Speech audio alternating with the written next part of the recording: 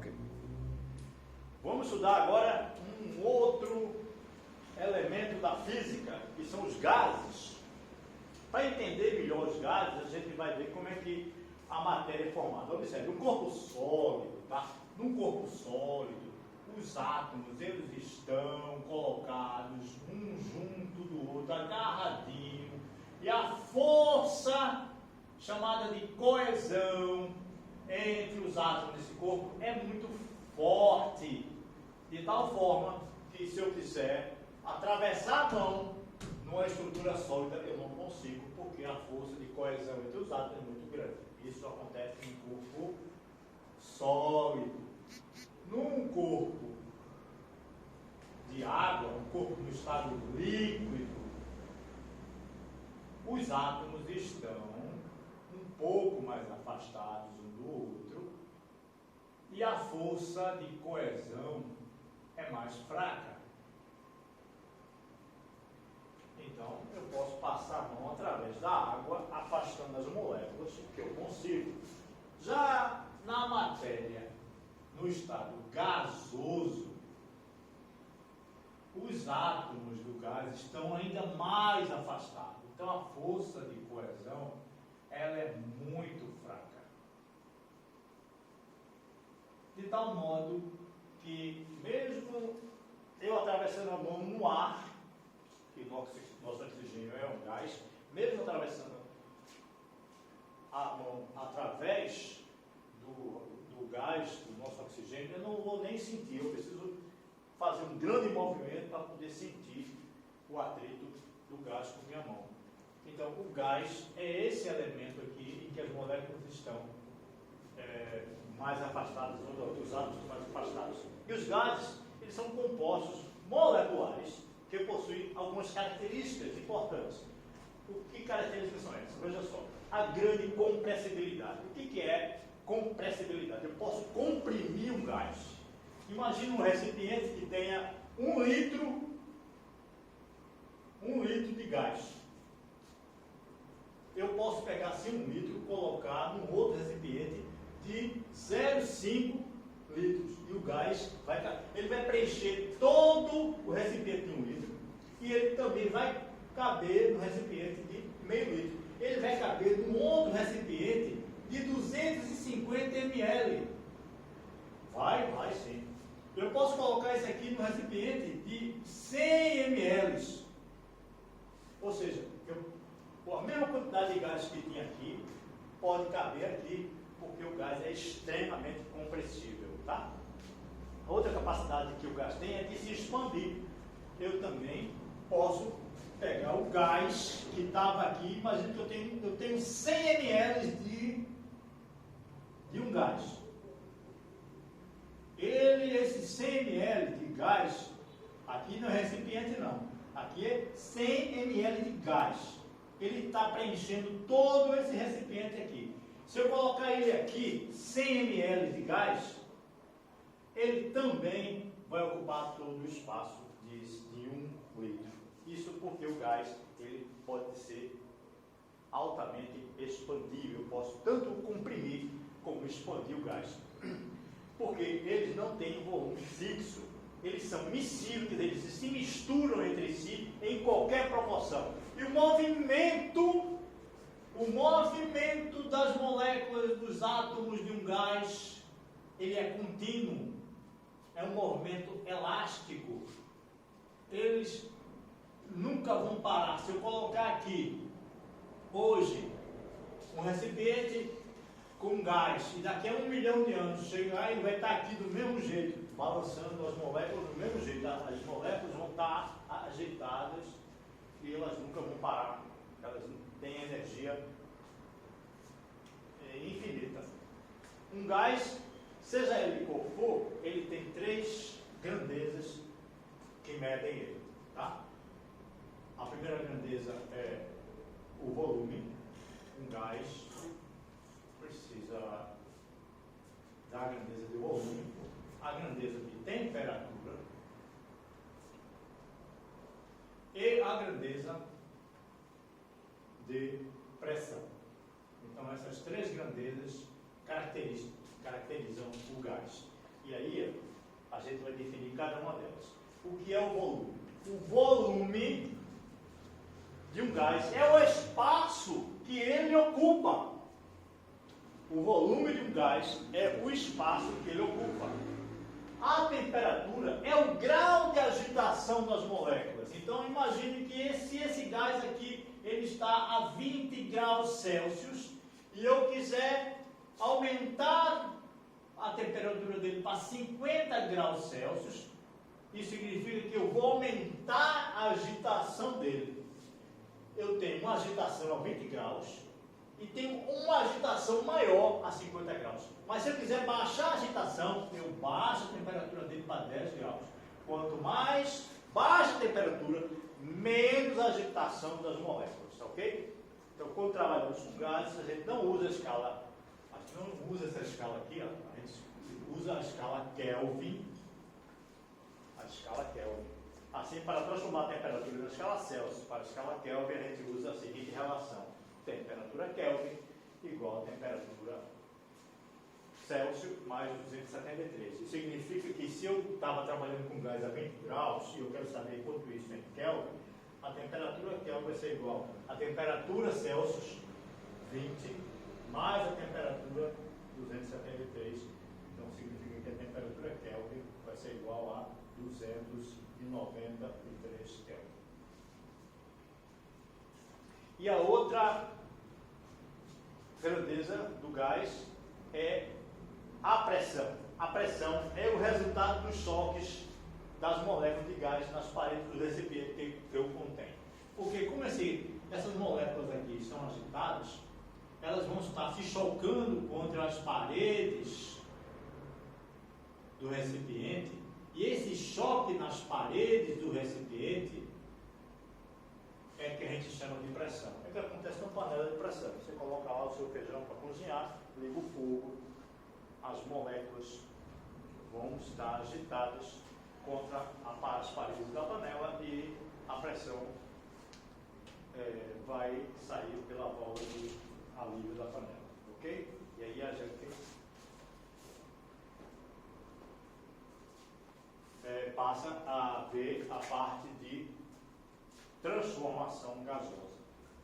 O que significa uma transformação gasosa?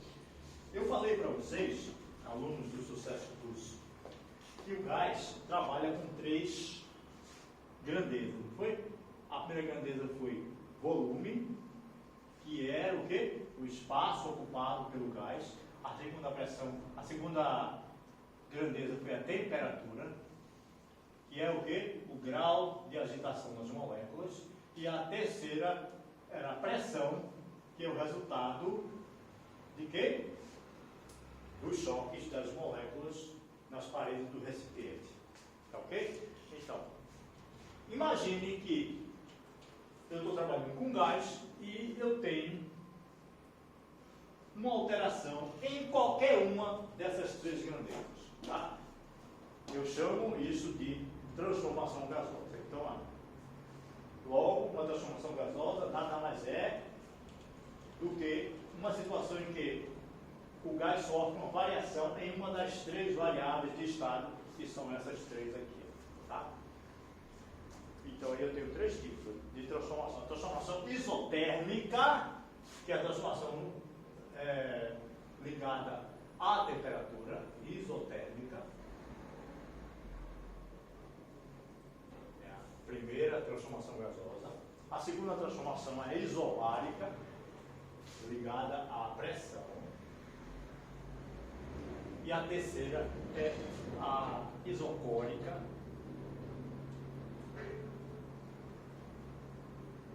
ou isovolumétrica,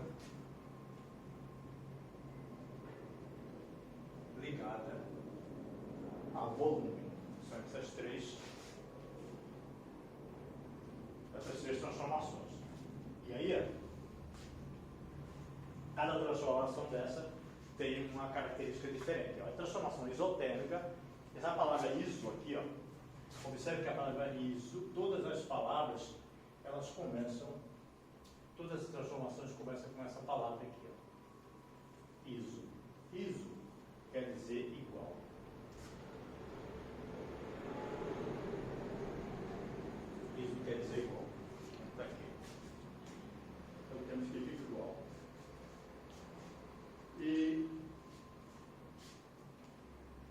térmica, aqui isotérmica, está ligada a calor, ou seja, essa transformação ocorre quando a temperatura do corpo fica constante. Então, a principal característica aqui dessa transformação isotérmica é que a temperatura,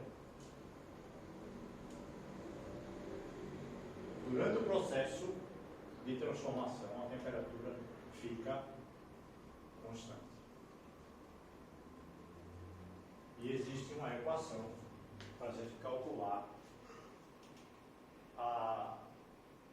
o valor da transformação isotérmica, que é essa aqui, P I vezes VI igual a P2 PF vezes VF. Isso significa o quê? Que a pressão inicial multiplicado pelo volume inicial é igual à pressão final vezes volume final. Isso quer dizer o quê? Veja só. Eu tenho um gás. Ele tem uma pressão inicial e tem um volume inicial. Aí ele sofre a transformação, lembrando que nesse caso aqui a temperatura fica constante. E após sofrer a transformação, eu tenho uma outra pressão e tenho um outro volume. Então, vamos chamar de final. Então, imagine que eu tenho uma pressão inicial, um volume inicial antes da transformação. Aí depois que ocorre a transformação, eu tenho uma pressão final e um volume final. Isso com a temperatura constante. Essa equação aqui é a equação que define a transformação isotérmica. Na transformação isobárica acontece a mesma coisa. Lembrando que na transformação isobárica o que fica constante é a pressão. A pressão é constante. E é a mesma coisa. Imagine que eu tenho um gás, e aqui eu tenho um antes, e aqui eu tenho um depois. Tá? Como a pressão é constante, a temperatura e o volume inicial, eu tenho a temperatura final e o volume final. Na transformação isobárica, aí eu tenho a equação A, a equação V I sobre TI é igual a VF sobre TF. Isso significa o quê? Significa que em relação à transformação isobárica, a temperatura inicial e o volume inicial antes da transformação isobárica e depois da transformação isobárica, eu tenho uma outra temperatura e um volume. E essa aqui é a equação que me define o valor da transformação isobárica.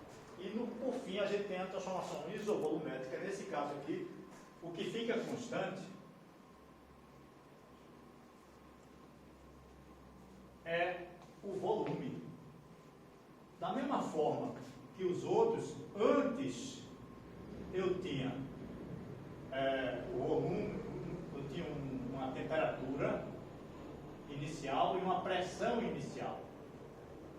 E depois da transformação isobárica, isovolumétrica, eu tenho uma temperatura final e uma pressão final. De tal forma que eu tenho uma equação da isovolumétrica, a pressão inicial sobre a temperatura inicial vai ser igual à pressão final sobre a temperatura final. Essa então define a transformação isocórica ou isovolumétrica.